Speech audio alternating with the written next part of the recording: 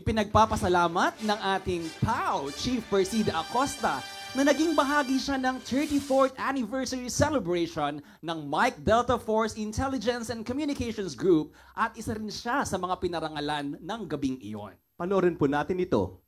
Katulad mo,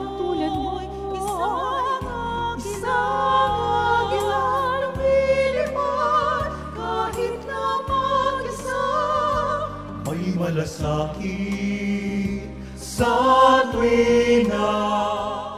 Bilang pagunita ng Mike Delta Force Intelligence and Communications Group, MDF, sa kanilang 34th anniversary, ay isinagawa ang isang celebration and awarding ceremony sa Tramway Bayview Buffet, Pasay City. Isa sa mga inanyayahan bilang guest of honor at isa ring awardee ang ating punong manananggol pambayan, PAO Chief Persida Acosta.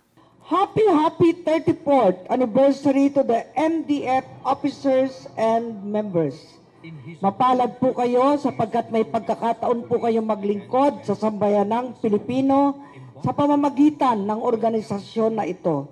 34th means opal, isang gemstone na nagre-represent po ng pag-ibig, pag-asa at kasaganaan. Love, hope, and prosperity. These are the vital elements which keep the relationship of people strong and successful.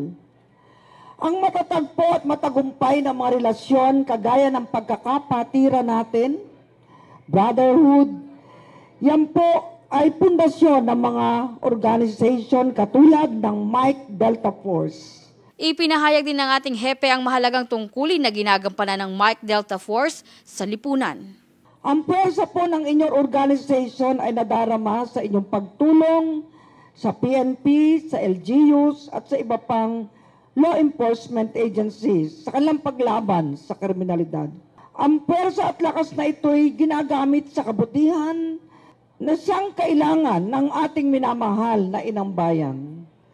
Sa panahon natin ngayon, nangangarap po tayo ng isang magandang Pilipinas, isang bagong umaga. Sa kabila ng mga alingaw-ngaw ng alitan, problemang politikal, tuloy lamang patungo sa magandang umaga. Tuloy ang Mike Delta Force sa pagkakaisa para ang bayan natin ay sumagana. Iginawad ng MDF sa ating PAO Chief Persida Acosta ang Public Servant Excellence Award. Kaya naman sa maikling pananalita ni Chief Acosta ay naibahagi niya ang prinsipyo nila at ng PAO kung bakit sila pinagtitiwalaan ng mahihirap nating mga kababayan pagdating sa free legal aid at public service. Nagtitiwalang lubos sa ating libreng serbisyo legal na kahit ikaw ay nasadlak sa legal problem, may PAO lawyer sa pangunguna ng inyong lingkod na nasasagip sa inyong kahirapan.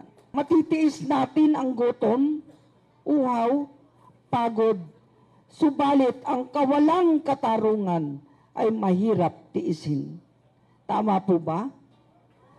Kaya po ang aking laging isinisigaw, katarungan laban sa kahirapan. Maraming salamat po sa award na ito. Mabuhay po kayo. Hanggang wakas ay sama-sama. Pilipinas, Pilipinas, isulong magandang bukas. Kahirapan ay magwawakas. Para sa #PalaNews, ako si Geraldine Ranyes, katarungan laban sa kahirapan.